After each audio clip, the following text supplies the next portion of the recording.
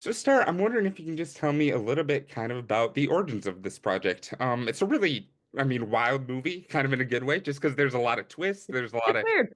it's weird. There's a lot of dark comedy, but there's also like a lot of heart to it. Like I really liked the relationship between Sam and Abby that kind of develops there. What can you tell me about how you got involved with this project and what kind of your reaction was when you were going through all this for the first time? Yeah, I mean, my husband and I have been producing things separately for about a decade, and so it was the pandemic and we're just watching movies and we had kind of gone through all of the things that everyone else was watching. And then there was this weird little independent movie called Uncle Peckerhead by a writer director named Matthew John Lawrence, and we watched it and we were just like, what the fuck did we just watch? Right? I mean, it was so weird and so funny. And the practical effects were so appealing to me because the CGI thing's a lot for me. And Jeff's like, I'm not used to you liking this genre. This is special. So we reached out to Matthew on Twitter and we were just like, what else do you have? And he sent us a stack of scripts and Wow. we read this one and it really was the perfect marriage of all of Jeffrey's like horror genre, blood and guts, killing zombies, gross stuff. And Hmm. my teen drama years, where I was in high school for like a decade, and being able to do a project that appealed to both of us and our histories and our fan bases was exciting. So we signed on and just like hit the ground running, trying to call up all our friends and put together a group of people that cared about it as much as we did. Sure. Sure, definitely. No, that makes total sense. And the results are great. It seems like you had a good team that was working on it and Yeah. everything turned out so good. Thanks.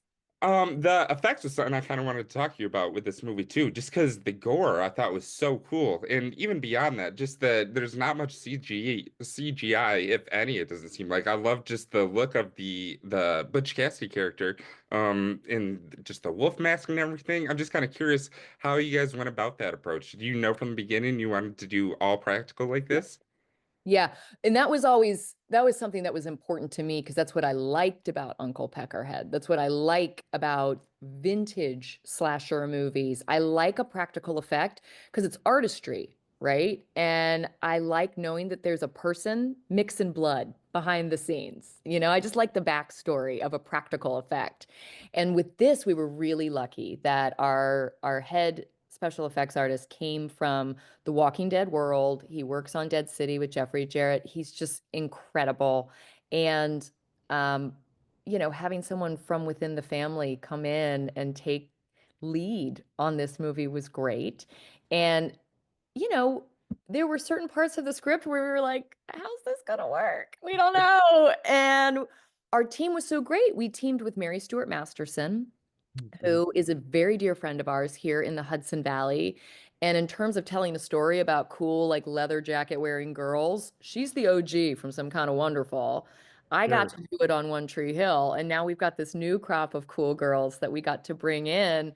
And so Mary Stewart was also just incredibly important to understanding our budget, what we could do, how to shoot it so that it made sense. And I think we ended up with a really fun story that's kind of gross. It is kind of gross in the best possible way, but totally. The girls is something I wanted to ask you about too, because I just talked to Sari and Molly this I morning, and love they that. are so cool. They are Aren't so, they? and they seem like, they're great in the movie, but just in real life too, they're so perfectly cast, it seems like. And Sari Yeah. told me this really funny story about how she had not had anything to do with this project, and then she got a call, and 3 days later she was off filming already, just that Oh, fast. yeah.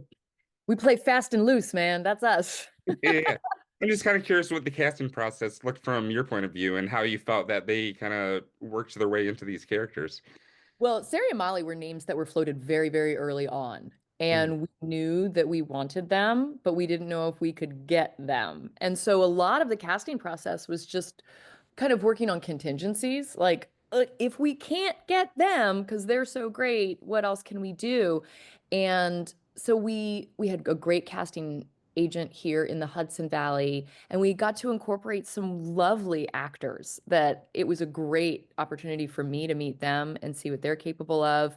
Molly's working with Christian Slater right now on Dexter, and his son is one of the kills in this movie. Oh, And really? Yeah, he's the guy that's killed at the lake. That's Christian Slater's son. So it was cool to have this small little world where everybody was playing nice in the sandbox, like you'd hang out on set and everyone was so happy to be there. So the casting process was pretty easy. Once we had Billy Burke in place and Sari and Molly, like, what a dream. And then because Sari has such a great friendship with Eddie, um, having Eddie join was also Oh, just like, this was our wish list. So we really felt very lucky that as one person signed on, it opened the door for another person and then another person. And it speaks to the reputations of all the people involved, that when sure. you read those names, you're like, yeah, I want that. Oh yeah, sure. Everyone's gonna want to see it once you see all those names on there, and I'm so excited for people to see it too because I feel like this is so unique and gonna be such a hit when it gets out there. So super exciting. Thank you. Another thing I kind of wanted to talk to you about this movie was the actual like location of the video store rental place because I thought that was really cool. It seemed just really specific. I mean, I was born in the 90s, so it's before my time, but it reminded me of stuff like the video nasties and like the stuff you kind Yeah, of heard dude. about in that whole realm. So I'm just kind of curious how the ideas about that came to be. Was it like based on Eddie? I mean, obviously, I'm assuming there's not a video rental place giving off videos of real murders or anything, but was it like I mean, I on wouldn't be surprised if there was. The world is a fucked up place. But as someone who was not born in the 90s, there were certain like video rental places we could go to in high school that weren't Blockbuster. They weren't Errol's was also another one that predates your lifespan.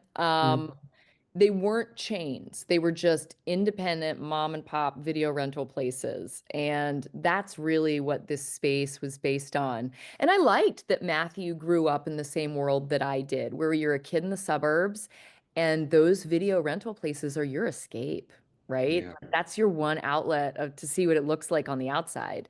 Um, and so we found just like the shittiest little corner strip mall place. And it's great. It's a place that I would have hung out at in high school.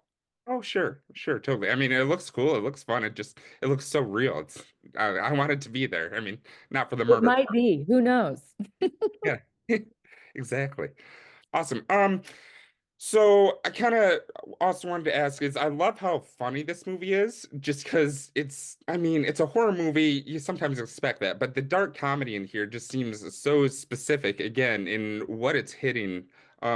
And just kind of, I mean, I don't know. Did you have to like walk around with like eggshells or anything? I mean, it's a movie about like high schoolers being murdered. Was Yeah. there a lot of conversations about like what can we do as far as the comedy goes? What's too far? How do we kind of find the right line? Because in the end, I think you nailed it. I'm just kind of curious what that whole process looks like. Yeah, no, I mean, for me, the social and like political undertones of the story were really important because if we're telling the story of misogyny in the genre, but also violence against young people in our country, yeah, you're right. Super touchy issues. And Mm, when people have asked, oh, this is a fictional world, I'm like, no, this shit's happening every day. mhm. Crazy, awful things are happening every day. And so we're going to address it and we're going to have a sense of humor about it so that you guys see how ridiculous it is. It keeps happening. Um, and so it wasn't the comedy that I was worried about. It was the violence against women that I was worried about. And so we needed our kills against the boys to be every bit as grotesque as kills against women usually are. So no, make sick jokes all day. Just be careful how you cut someone on screen. That was my concern. Sure, sure. And you have that great one right near the beginning with the trophy and everything. That's that one's so much fun to watch. Everyone needs I wish that we could just send trophies to everyone in a gift box who's watching this movie. Like the screeners, we'll just Mhm. get that cheerleading trophy out. Exactly.